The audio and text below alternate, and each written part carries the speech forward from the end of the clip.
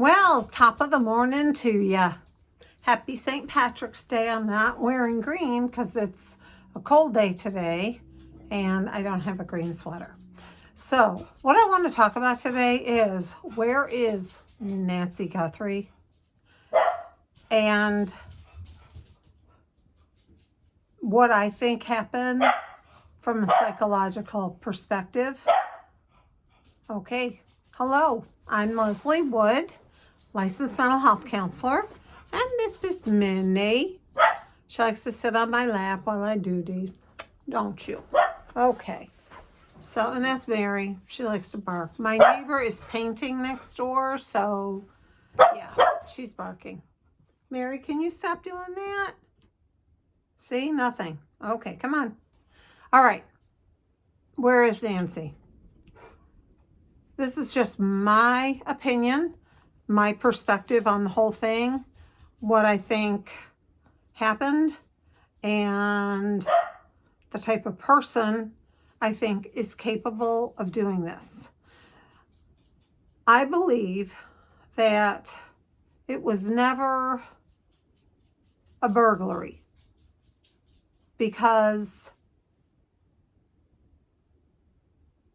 she left everything in the kitchen and was sleeping in her bed. And even Savannah said she was taken from her bed. Now, if you were there to burglarize, all her money, her purse, her ATM cards, everything else was in the kitchen. Why? Her cell phone. Why didn't you take any of that? And why then did you go and wake Nancy out of her bed and take her out of her home if it was a robbery? I don't think that's what it was. The fact that as they went out the front door, there appears to have been some kind of struggle because her blood was found on that front stoop. So I think that in the process of getting her from her bed and out the door, I think that there was a struggle. I think that whoever this monster is, I think he must have punched her in the face or something. That's what I'm hearing, because experts say the blood splatter is consistent with a nosebleed. So someone must have punched her in the face for her to have this nosebleed. And then that was it. She disappeared off the face of the earth. Gone. And then 2 days later, ransom notes start popping up at news places. Just so atypical of a kidnapping. No signs of life. We're on, 46, 47 days now? No signs of life. They have dropped out of the picture completely.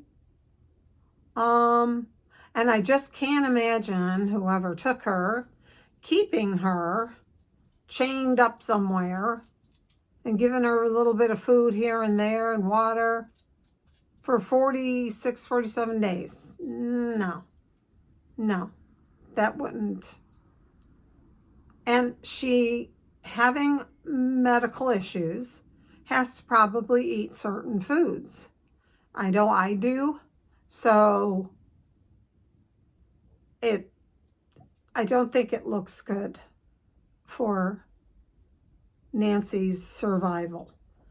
This would be very difficult for her to survive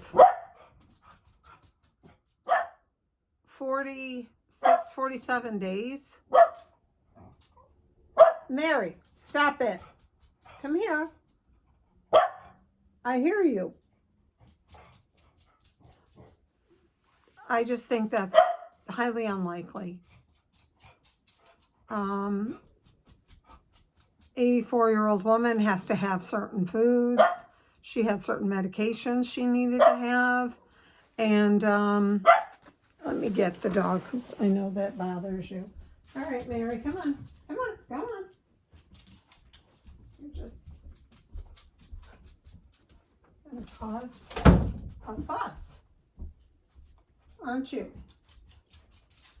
Yeah, our neighbor is painting. Okay, so I just can't imagine her being able to survive this amount of time. And who is this person? Who is this person? Is this somebody that sticks to themselves, lives alone, doesn't have many friends or family around?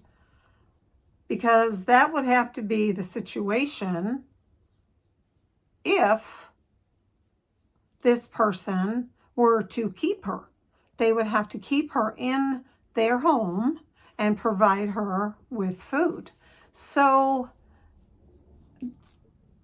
that's the type of person, and that person would have no conscience, would feel totally justified doing what they're doing. I mean, this is a person who punched an 84-year-old woman in the nose trying to get her out a door. What kind of a person? Think to yourself, what kind of a person would do that? Okay? Have to be someone without a conscience. Have to be someone maybe with a temper issue.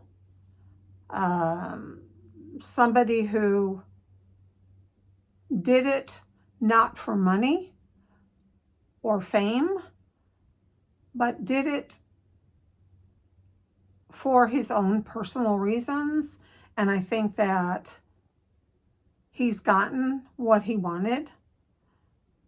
I don't know if it has anything to do with Savannah, but maybe he just really wanted to hurt her and destroy her life. And that's what he's done.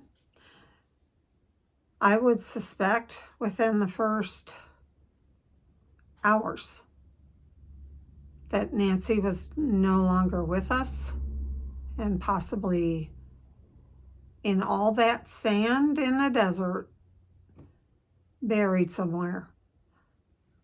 I hate to say it. I hate to say it. However, being a Christian, I know where she is. She is with our Heavenly Father, and He is just loving on her and being with, she's with Him and her family and Jesus and everybody. So that's what I think, and it's sad, very sad, horrifying for her. I don't imagine, I know Savannah said she was tough and all that, but as tough as you are, to go through something like that, I don't think would be an easy thing for anybody to go through. I know one time we were staying in a hotel, or, it was a resort or was it Lake Geneva, I think? Yeah. And I was a teenager. So me and my dad went out to the pool, and my mom said, I'm going to take a shower and I'll be down. Well, when she came down, she said, oh my gosh, there was a man in my room. So when she walked out of the shower, just with a towel around her, there was a man in her room, and she started screaming and started getting hysterical. And he was like, no, no, no, no, no, no, no, because she was terrified of him touching her or abusing her in any kind of way. So she just went hysterical, and he was like, no, no, no, no. And he just left. He left. He was there to rob, steal. He wasn't there to cause harm to my mother or any human. He was just, so sorry, I'm so sorry. And he ran out. So, but somebody who drags an unwilling person who can barely walk, who's got issues, and then punches her in the face trying to get her out the front door, that person is not operating at all on any normal level of a human. So that person is a sociopath or narcissist with a grudge to get. Oh, excuse me, I'm sorry. And when I sneeze, it scares me. Okay, you're okay. So I think it's somebody with a grudge to grind, and that's what they did. And they have no consideration at all for Nancy. She was just a pawn in what they were doing and trying to get at maybe Savannah or whatever. And I also have a theory about this sheriff. Don't like him. Nope. And the tattoo artist said about the tattoo on this guy's arm, you know, in between, you know, his jacket and his shirt, they could tell was black and white. I mean, black and gray, which the tattoo artist said is the only thing that they do in prison is black and gray. They don't do colors if you're in prison. So he said it looks like this guy, the tattoo probably goes all the way up the arm by the circular motion, everything of it.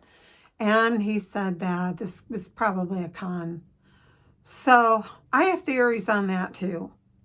But as for today, I just wanted to say that it's been so long. I pray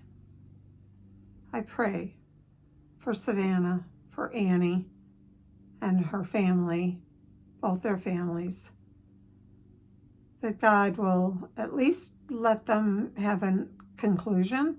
Although, to be honest with you, I don't think you will ever find her. And I'm sorry to say that, but I don't think we will. I'm praying that we will. Whoever this person is, at least have a little bit of compassion or mercy. I know it doesn't come easy for you, but at least let these people know what happened to their mother and let them have her back. So on this St. Patrick's Day, I'm from Chicago, so I'm going to go and look on YouTube for Turning the River Green and watch that. And we're going to have corned beef and cabbage. So, and boiled potatoes. That's what my mom always cooked. And Garen, if you're watching this, I watch him. What a riot. Garen, my mother was half Irish. I'm half Irish. And my grandmother was Mariah Coleman from County Cork, Ireland. And we always had corned beef, cabbage, and boiled potatoes on St. Patrick's Day. So you can claim whatever you want over there in Ireland, but true-blooded Irish people still do that. So God bless you, and God bless everybody who watches, and I will see you on my next video. Thank you for watching. Bye-bye.